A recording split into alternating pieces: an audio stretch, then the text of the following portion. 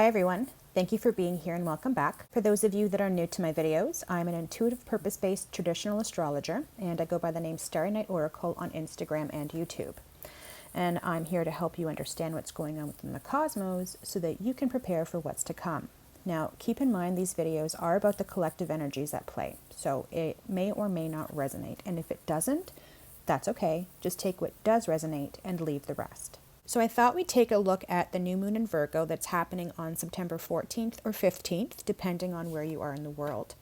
And as always, I'm going to be using two charts to go over the cosmic energies at play. We're going to start with Astro.com, just because I find that it's really great for looking at the planets. Then we're going to move on to the Time Nomad app, because with that one, I find that we get a clearer picture of the smaller celestial bodies, which gives us a more detailed look at the subtle energetic influences going on behind the scenes. So now that we're back on Astro.com, we can see that the new moon is happening at 21 degrees and 58 minutes of Virgo, but we're going to round up and say that it's happening between 21 degrees and 22 degrees of the sign.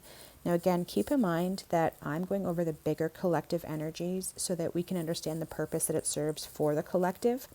If you want to know how it'll affect you personally, or if you just want to take a deeper look at things, you will need to pull up your own natal chart and look at anything that makes an aspect to or falls between 18 degrees to 25 degrees of Virgo. Because any celestial body within a 3-degree orb of the new moon is going to have an impact.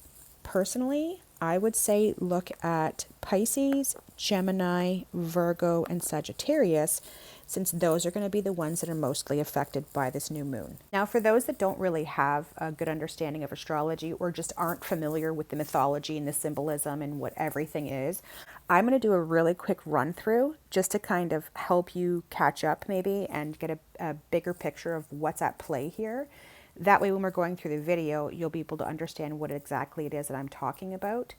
And if you can hear a little grumbling noise or a snoring in the background, just try to ignore it. It's my dog. She's sound asleep and I'm not going to wake her just so that I can record a video. Personally, it's one of my favorite sounds in the entire world. Maybe it'll help bring good energy to this video. Anyways, just generally speaking, the moon is considered one of the most influential and important of the celestial bodies. It rules our most intimate and personal experiences. For the intuitive hits that we get, it's our deepest feelings and moods, it's where we're vulnerable, it's our hidden fears, and sometimes even those not so hidden. Very often, we're going to feel the pull of a full or a new moon, up to maybe 2 weeks before it peaks, and then we're going to feel the lingering energies for up to 2 weeks after it passes. Now, if we're not grounded, and sometimes even if we are, the feelings of the new moon or the full moon can knock us off kilter, whether emotionally, mentally, physically, or spiritually, and sometimes all of the above. Now, as for new moons specifically, new moons happen when the sun and moon meet, or in astrological terms, they conjunct, in the same sign, creating a union of conscious and subconscious energies that blend our awareness with the hidden realms of our psyche. I know that's a lot to take in. Generally speaking, new moons are powerful times that bring collective fresh starts. New moons are beginnings, full moons are culminations. New moons happen when the sun and the moon meet, and then 6 months later, we have a full moon, which is the culmination of that cycle, where it's now opposite the sun. So this whole energy of a new moon, it encourages us to release and let go of things that no longer serve. So there's room for things that we desire as we step into new cycles. Again, new moon, new cycle. Generally speaking, you're not going to see a new moon. You'll see a full moon in the sky because it's the sun that's reflecting off of the moon's surface. But during a new moon, the moon is situated between the earth and the sun. So you're not going to technically see a new moon. But that doesn't mean that it's not a good time to manifest. It's actually a really great time to manifest. Think of it like in a new moon, just like it's dark, the soil is dark.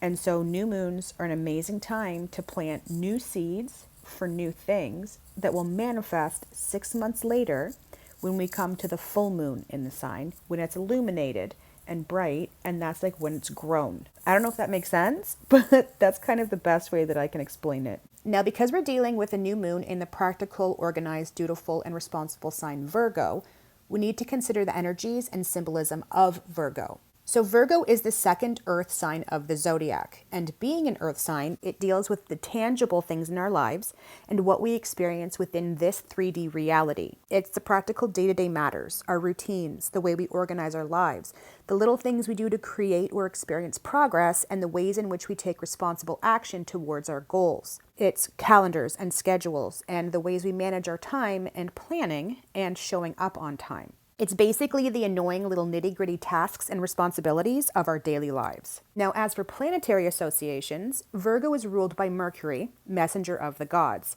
And it's worth mentioning that Mercury also rules Gemini. However, in Gemini, Mercury expresses as a more fun, fancy-free, glib, and light-hearted energy.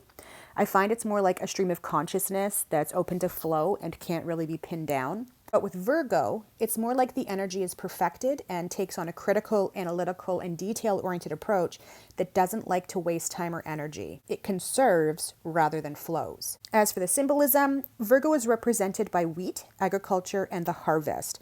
So if we look back to the spring and the seeds that we planted, nurtured, and cultivated, it's at the end of the summer, or Virgo season, that we reap what we've sown. So with that in mind, this new moon gives us the chance to look back and see how far we've come, the progress we've made so far, and decide if it's where we want to be. And if not, this new moon in Virgo is the perfect time to really look at our lives and our daily habits and see what needs to change, in what ways, and for what reasons, so that we can make the necessary adjustments to get to where we want to be. And keep in mind that the seeds that you plant now for what you want to manifest in your life take time, patience, and dedication, all Virgo traits. And what we're looking at is things coming to a culmination or fruition under the full moon in Virgo 6 months from now. And I know that that feels like a really long way off, but the time is going to fly. I mean, if you think about it, we're already 9 months into 2023, and just think of how fast that's flown by. So all of that said and done, this new moon in Virgo, just at its most basic, before we even get into the aspects that it makes to the other celestial bodies, is all about the little changes that we can make in our daily lives, to our habits, to our routines, to the things that we consume as far as our diet is concerned, that will help us shift things within our 3D reality as we work towards creating a life that we absolutely love living. So now we get to get into the fun stuff and actually go over all of the aspects that the new moon is going to make to the other celestial bodies. Again, because I'm on astro.com, I'm going to take a look at the planets, and then we're going to switch over to the Time Nomad app where I can take a look at the smaller celestial bodies in play, like the dwarf planets and the asteroids and such. So right off the bat, we see this new moon in Virgo making a beautiful trine over to Uranus retrograde in Taurus. Generally speaking, trines are very helpful aspects. It's easy flowing energy. It's not a challenge. It's not hard. It's very helpful.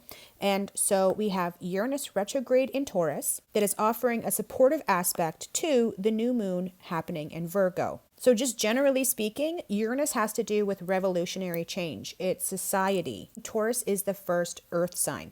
It has to deal with foundations. It's stability. It's where we feel grounded. It's where we plant the seeds in the spring for the things that we want to harvest later on when we come to Virgo season. Now, it's also worth mentioning that Uranus is the higher octave of Mercury. So it's where we get these flashes of insights and lightning bolts of inspiration and those epiphanies and those breakthroughs and that sense of enlightenment that just comes in out of nowhere. And in Taurus, this has everything to do with us changing our 3D reality.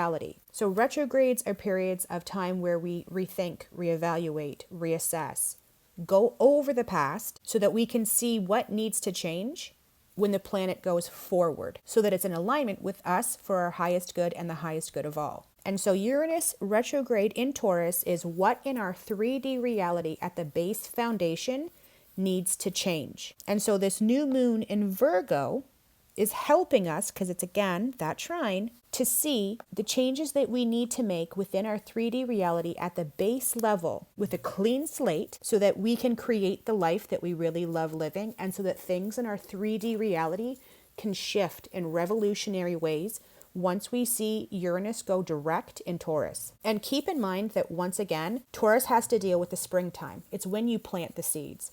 And then when we get to Virgo is when we harvest what we planted. And so if there's things in your life, in your 3D reality, that don't look the way that you want for them to look, don't feel the way that you want for them to feel, this is the time when you need to come up with practical... Can you hear my dog snoring? I just had to take a minute out for that because I absolutely love the sound, like I said. I hope it's like not too distracting. This is when we need to take a look at practical ways in which we can change things within our lives. Just the little things like daily routines and our habits, practical, realistic change, small changes that we can make along the way so that when we get to Capricorn, which is the third earth sign, which has to do with the culmination of the earth signs, and it's about getting to the top of the mountain, we are exactly where we want to be. Now, speaking of Pluto, although it's technically not making an aspect to this new moon because it's not a 3-degree orb, it is at work behind the scenes because it's Pluto retrograde in Capricorn, tearing down the old world and what was. So it's anything that is outdated, anything that no longer works, anything that is stuck in the past, that's holding us stuck and holding us back, anything that's out of alignment with our highest good for the highest good of all, it's all coming tumbling down. And so when you watch the world outside and it feels like things are falling apart, just know that there is a bigger purpose to this. And I know that things are scary, but there really is. And when you start to understand astrology and you start looking at the charts and you start looking at what's happening, you can get this bigger perspective on everything at play and understand why it's happening. So Pluto in Capricorn has to do with governments, politics, authority figures, people in positions of power, corporations, climbing the corporate ladder. And so when we have Pluto going retrograde in Capricorn, it has to do with tearing down any abuses of power and anything that no longer works. But there's a purpose to it because if we look to Uranus in Taurus, that's all about us building new earth. Again, Uranus has to deal with society and revolutionary change. We're in the midst of having the old fall apart so that we can build new earth. And here we are at this midpoint between the two, going through a period of being able to look at the nitty-gritty of our own personal lives and the world in the bigger perspective and figure out if things look the way we want them to look, and if not, what needs to change on a personal level, on an individual level within our own lives, so that we can get to a place where we are feeling fulfilled and living lives that we really love living.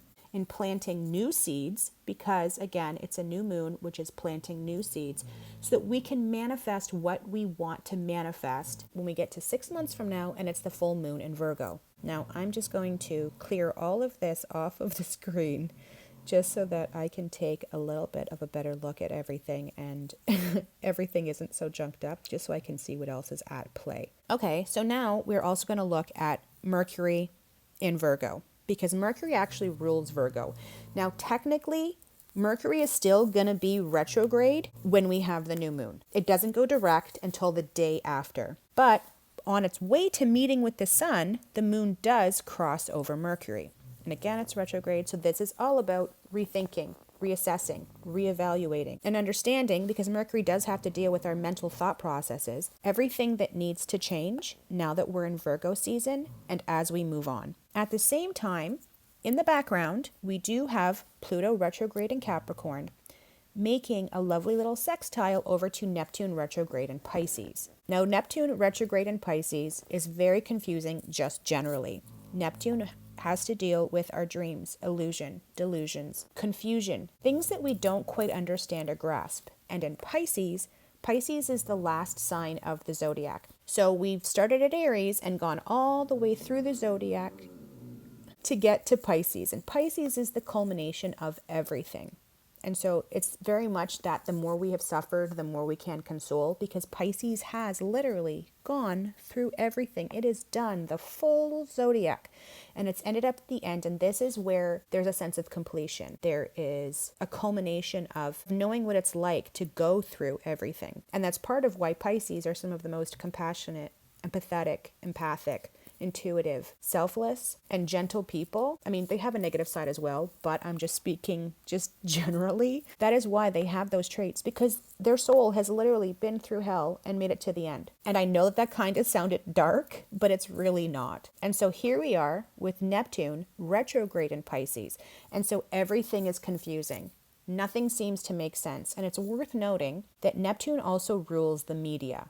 And so if what you're looking at as far as the media just seems janky and bizarro land, that's why. Because Neptune is retrograde in Pisces. And so nothing really makes sense. You don't know what to believe anymore. You don't know what's truth, what's fact, what's fiction, what's make-believe, what's misinformation, what's real, what's fake, and what's imaginary versus what's reality. And it is worth noting that we are looking at the moon with the sun, which is a union of the sun, which is the conscious mind, and then the moon, which is the unconscious or the subconscious, sitting opposite Neptune in Pisces. Again, it's not technically an exact opposition, but the energy is still there at play. It's just not as intense as it would be if it was an exact opposition. So this is what's reality, the sun and the moon, versus what's make-believe and fiction, Neptune and Pisces retrograde. And so this is where we have to use our discernment and sit in a space of, for myself, what do I intuitively, the moon, and consciously, the sun, know to be true within my heart and within my mind? Because again, that's Mercury in Virgo, even if it is retrograde. And then listening to that and allowing that to be the thing that guides. Just a little side note of this Neptune retrograde in Pisces. If you're looking at the media and you're finding yourself to be feeling fearful, confused, disoriented, frustrated, disappointed by everything that you're seeing, or even just looking at it and being like, I don't even know what's real anymore. That's okay. Turn it all off, because this new moon in Virgo is here to help you find that clarity and to figure out what is real. But you're not going to be able to do that if you are looking at the media, because the media is very much based on deception, especially when it's Neptune retrograde in Pisces. And I'm not just saying that because I choose one side over the other. I watch it and I just try and, like I said, lean into this discernment of, okay, what feels real, what doesn't feel real. And at the end of the day, of all the things that I'm seeing, which are having a positive impact on me and on my life, and which are having a negative impact on me and my life. The things that are causing me to feel disoriented and the things that are causing me to feel like I'm frustrated and angry aren't serving the highest good for anybody. And because Virgo also has to deal with purity, this is very much about purging that which is not good. So if you're looking at things and they don't make you feel good, turn them off, because all that's doing is causing you to exist in a lower vibrational state. But when you're not paying attention to it and you're living your life and you're doing things that feel good and feeling good in the moment and spending time with people that make you laugh and have a great time and make you feel loved,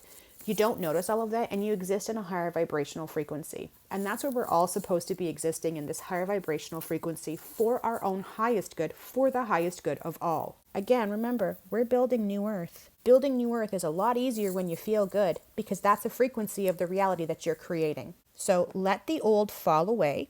Let things that no longer serve leave your life. Detach or separate from the things that don't make you feel good, and look at your own life and say, what little practical day-to-day things can I do to shift my reality so that I feel good and I'm living a life that I really love living? And I know in this day and age that it's not easy, that there's a lot of things that we're all struggling with. But at the end of the day, we didn't come here to struggle and suffer. We came here to grow and thrive. And so with this new moon being in an earth sign, this is very much about figuring out what you need to do so that you can grow and thrive. So I think that that's pretty much it that I can find on this chart. So we're going to move on to the Time Nomad app, just so that I can see what else is going on over there that's playing out behind the scenes and subtly influencing this new moon. So the first thing that I'm drawn to is Venus conjunct Juno in Leo. Now, Venus recently went direct, and for the majority of her post-shadow phase, she's going to be conjunct Juno in Leo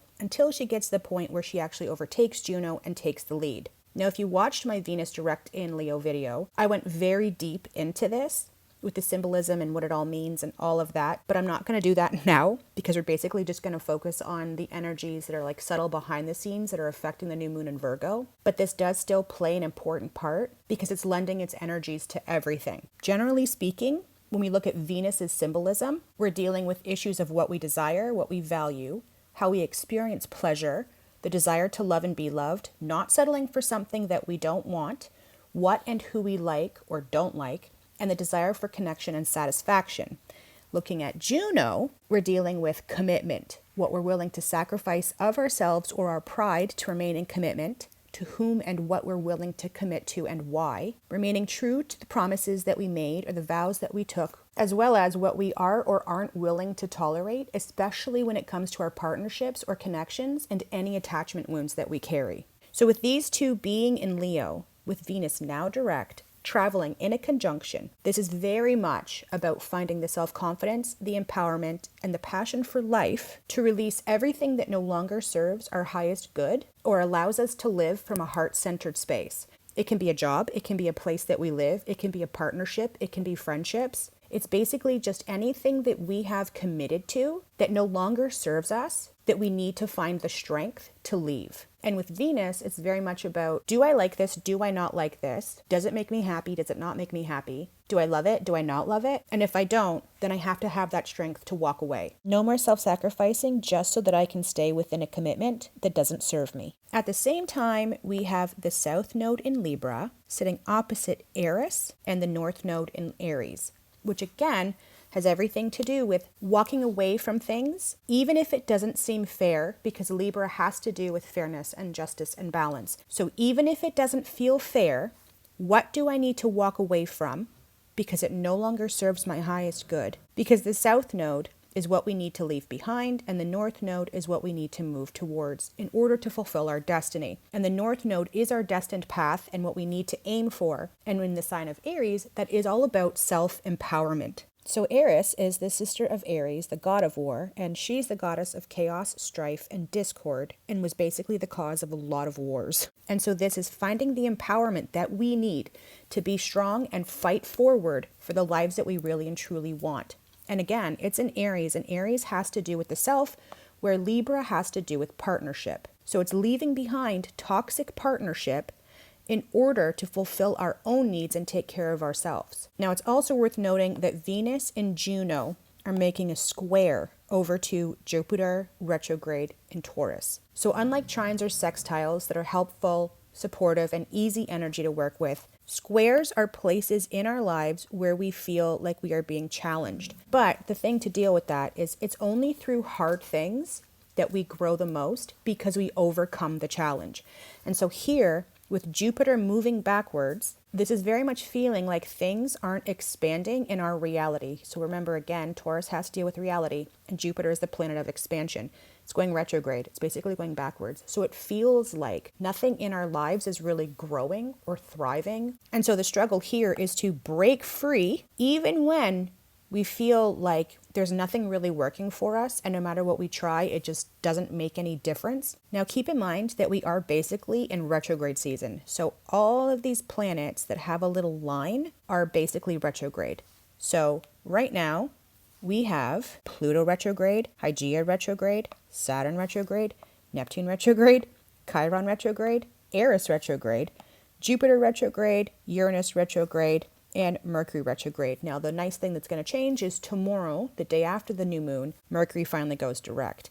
But we still have all of these celestial bodies in retrograde. Now, keep in mind that what we're looking at is the last 3 signs of the zodiac and the first 2 signs of the zodiac. So we are literally stuck in this in-between phase of things ending as per the end of the zodiac and things beginning. So if you feel like you're in a void where nothing is really moving or changing, or like you're stuck and no matter what you do, you can't seem to make things better in your life, keep in mind that we are all going through it. It's not just an individual thing.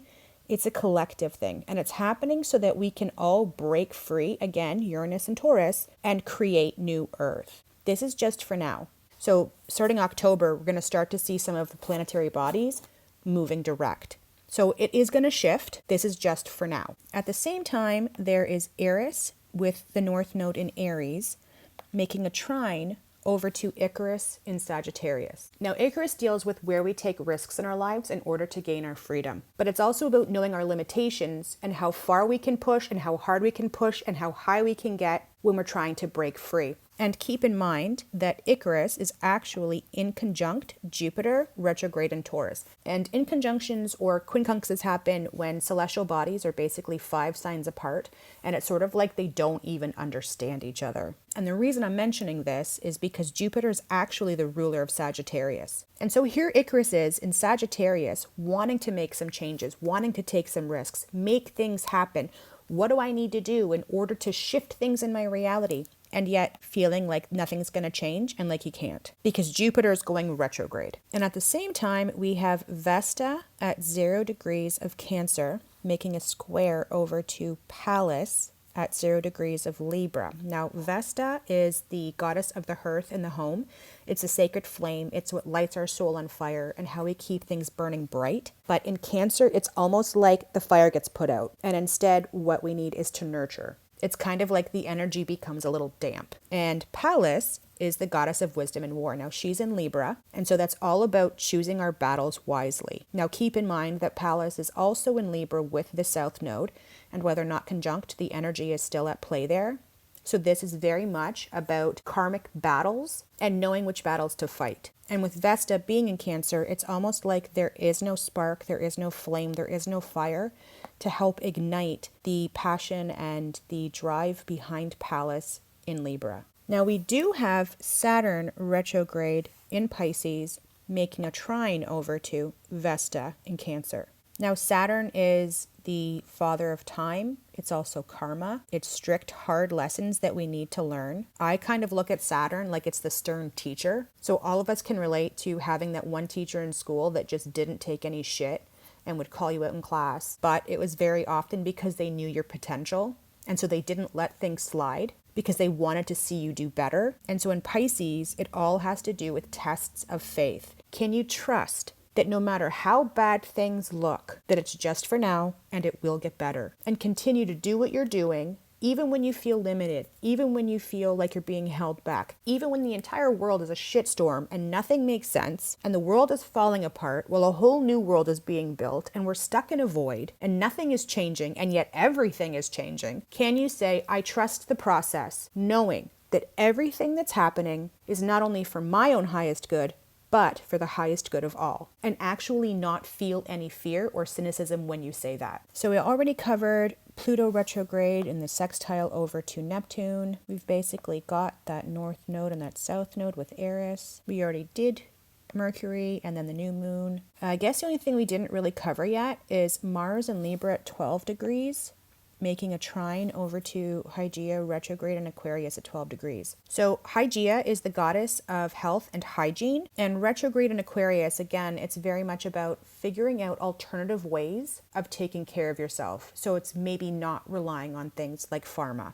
It's maybe looking into other ways of healing yourself that are kind of thinking outside the box, because Aquarius deals with stuff outside the box. And with Mars in Libra, it's all about taking some balanced action. Now keep in mind that Mars does not like being in Libra. Here he has to be diplomatic. Technically, Mars's home sign is Aries, and that's where he's filled with passion and vigor and can charge into battle. And in Libra, his opposite sign, it's basically like he can't do the things he wants to do. He has to remain calm and balanced and diplomatic and patient. And there has to be a sense of justice with things. So it's kind of interesting that we do have Mars in Libra and then Hygeia in Aquarius, where there's all this stuff that's going on with people fighting to retain sovereignty over their health and the choices that they make in order to take care of themselves and to actually seek alternative options if they want to, rather than what would be traditionally prescribed. Now, that doesn't really play into this new moon, but it's just interesting to know that it's going on behind the scenes. And again, I say, this is part of why astrology is something that we should all kind of be looking into, because the more that we understand what's going on in the cosmos, the more that we can understand what's playing out in our 3D reality. Because everything is energy, and these celestial bodies do carry weight and they do influence things. And when we know what's going on in the cosmos, we can prepare for what's to come. So that's pretty much it.